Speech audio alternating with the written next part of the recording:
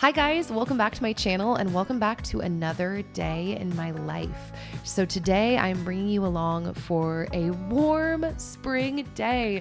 It has been cold here for what feels like forever, and today it was beautiful. So we made our way to the lake with friends. So I'm bringing you along for that, as well as what we ate today, including homemade sourdough pizza. Before we hop right in, I want to give a special shout out to my Patreon. You guys already know you mean so much to me. I definitely put up more intimate content over on Patreon. I not only appreciate the encouragement and the community over there, but just your guys' support in general. And with all of that being said, let's hop right in. So on this morning, I was craving a bagel. You may think I eat a bagel every day, but I don't. I show some self-restraint, but on this morning, I really wanted one. So I keep all of my sourdough items in the freezer, including, as you can see, my sourdough everything bagels. I take them straight out of the freezer and pop them into the toaster most of the time, but this morning I let it sit and thaw for a minute while I started making my eggs. So I threw some butter in a pan. I typically try to eat like 2 eggs a day. I kind of just, it's this combo of following my gut, like I'm low-key an intuitive eater, that's kind of been informed lately by like pro-metabolic eating, nourishing traditions, all of that kind of stuff. But assuming I'm down for it, I try to eat at least 2 eggs a day. Sometimes I eat up to 4, sometimes I eat none, but on this morning, I heated up my 2 eggs. I tend to scramble them on a pretty low heat because I find that slow cooked, soft scrambled eggs tend to be my favorite. So if I have the time, I will spend like 10 to 15 minutes just slowly heating up my eggs. And on this morning, I did have the time, so I kind of went for that.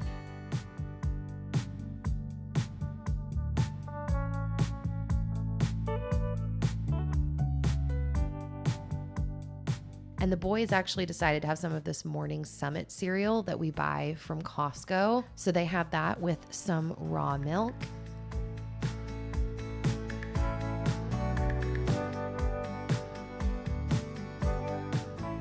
I mentioned in my last 2 videos that we have chives growing right off our kitchen door. And so that's been really exciting because I've been putting chives on everything. So I picked some chives, brought them in, folded them up like so, as you can see, and then cut them into little tiny bits to throw in my eggs at the end.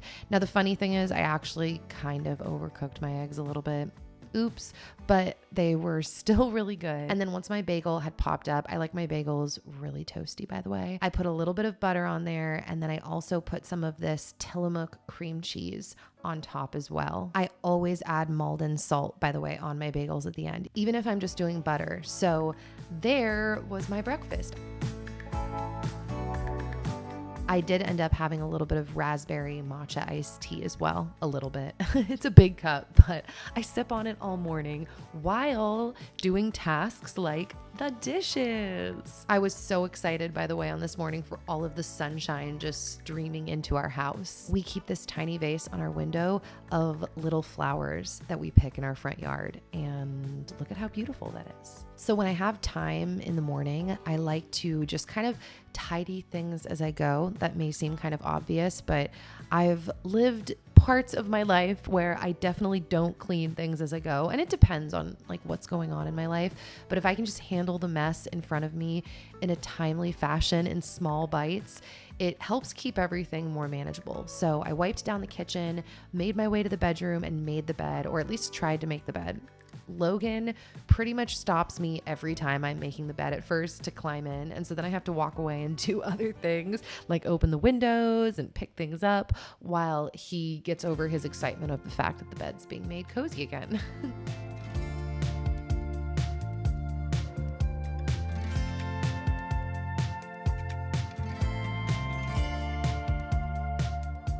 So once Logan finally became distracted with something else, I made my way back into the bedroom to complete making the bed.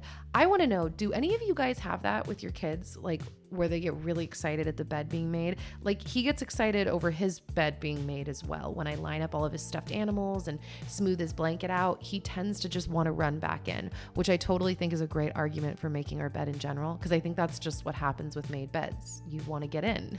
So it makes the end of the day more exciting. As you can see, I am back on my bandwagon of my old life in this regard, guys. If you watched a lot of my vlogs in Nashville, you know me watering my houseplants.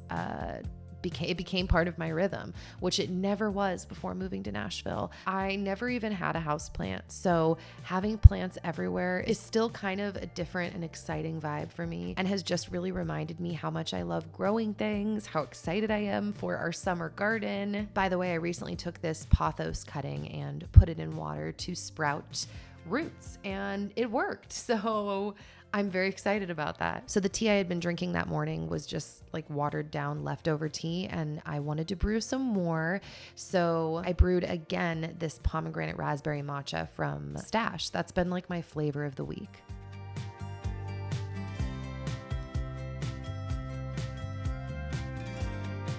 If you didn't know this, I feel like I did not tell you guys this. We recently hung a pothos in our bathroom. We actually hung 2. So now we have our little aloe plant and our 2 pothos, and my bathroom is slowly coming to life as well.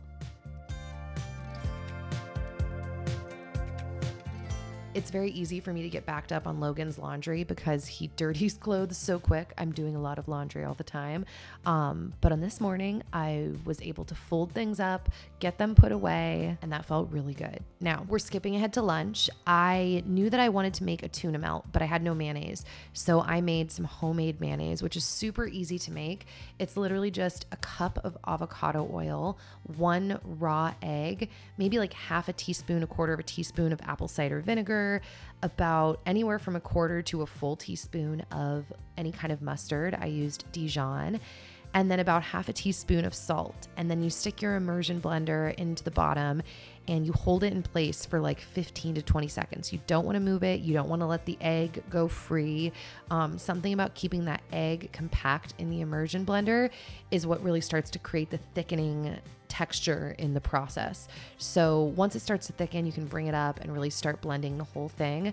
But I love making homemade mayonnaise and aioli. It's so easy, and it's nice to know the ingredients and the freshness of the mayonnaise you're eating. So I used this can of Safe Catch Ahi wild yellowfin tuna, which I think I got from Spokane Discount, which is like Costco's discount outlet in Spokane, Washington. So I put my tuna in my bowl, added my mayonnaise. Then I put in a couple of tablespoons of lemon juice. Lots of lemon and fresh garlic are like my favorite parts of making tuna salad. Then I usually like to add some kind of onion. So I added some white onion that I had chopped up. Then I had some grapes that needed to be used up. So I cut those like in half, some of them in like 1/4. And then I don't know why I stepped aside and started doing this, but I also mixed up some guacamole, which was super simple. It was just avocado, chives, cilantro, and tons of lime juice. By the way, this was Logan's lunch plate. It was some fruit, some cheddar cheese, guacamole, some cassava chips, a little scoop of tuna salad, and a scoop of some leftover lentil bean salad that I had made the night before. Dan and we were going to have tuna melts. So I took some of our homemade sourdough bread, put the tuna on top, the raw cheddar on top, and then I threw the open-faced melts into the oven to broil low and melt the cheese. We decided we wanted this berry LaCroix, by the way, over ice with our lunch. So did that. We had some oranges on the side and a scoop of our lentil, bacon, asparagus, manchego, a lemon herb salad that I made in my last What I Eat in a Day / Day in My Life. So if you want to check that out, I will try and remember to link that down below. And then after lunch, we got dressed to head to the beach. So this was a very exciting day. So I packed all my stuff up and I brought my Pendleton beach blanket that I also got at Spokane Discount. And then I always bring my Fawn Design like diaper bag, baby bag, backpack with me. And there we are, sitting at the beach. Logan was really excited because one of our friends brought these bubbles to the beach and he had never played with bubbles. So it was not only a beautiful day and we soaked up a lot of sun, but he had so much fun just getting to really find out what bubbles were outside of the bathtub.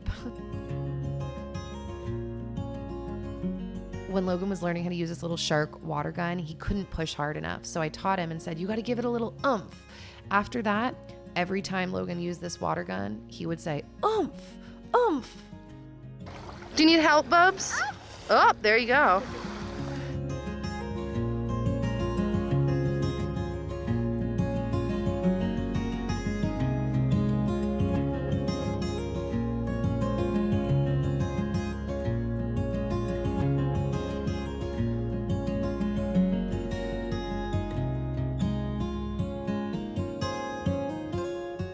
We took a break at one point and I gave Logan this organic fruit and veggie squeezy from Costco. My friend's baby was asleep like an angel on the towel.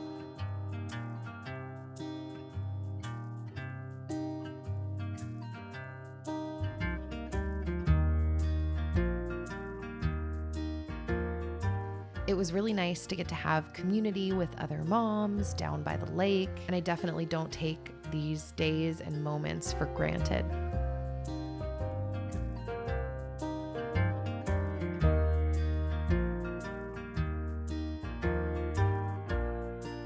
So when we got home, I decided to make some sourdough starter pizza, which I think you guys have seen me make since I restarted my sourdough journey.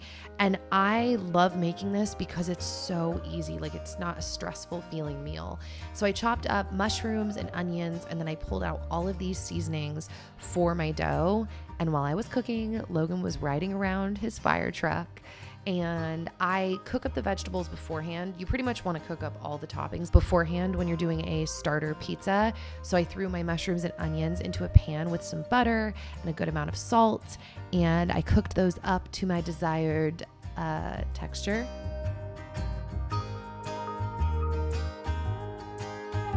By the way, I also took out some asparagus, broke off the woody ends, threw that in the oven with a little bit of olive oil and some garlic powder and salt. And I roasted that at 400 for about 10 minutes. Now, I had been preheating my pizza stone. I actually think this was closer to like 450 now that I'm thinking about it. And once my stone was nice and hot, and you kind of want to do this quick, you pull it out of the oven and you just pour the starter directly on to the surface. Now, as you can see, I actually put parchment paper down because I have found that that is the easiest for many reasons, including this reason. Sometimes the starter wants to go over the edge, and with the paper, you can kind of contain it. And then I poured on lots of olive oil and a good amount of different spices and salt. You really want to flavor up that starter, and getting the right consistency just takes some practice. But I bake it around 15 minutes or so. So then I like to put my cheese on first. I find that everything just sticks better this way. Then I put on my mushroom and onion mix or whatever else I'm putting on. Then I laid down my fresh basil from my plant that I had cut off. And last but not least, I put my sauce on the top. If you put your sauce down first, your pizza is likely to be soggy, but my friend told me this trick to put the sauce on last, and it keeps it from getting wet. I've made this pizza maybe like 5 times or so, and each time I feel like I just keep getting like the hang of it more and more. So don't be discouraged if you mess it up the first time. You really do figure it out as you go. I'm not even kidding, guys. This pizza is so good. And I actually had leftovers from this night that, as I'm recording this voiceover, my oven is preheating to throw them back in the oven. So I thought I'd throw that out there too. This pizza also freezes and reheats really, really well.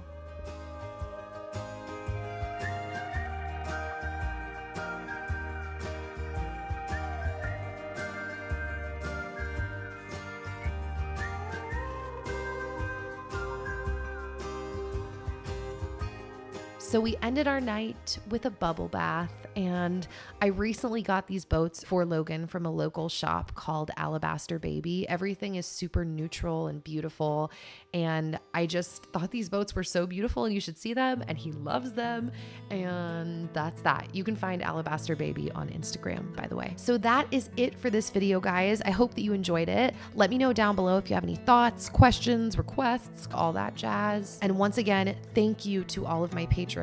If you're still hearing my voice and you haven't checked it out and you like my videos and you like more intimate chats, I'd like to encourage you to check that out down below. And I will hopefully see some of you over there, and I will, God willing, see all of you back here soon and on the rest of the internet. All right, bye guys.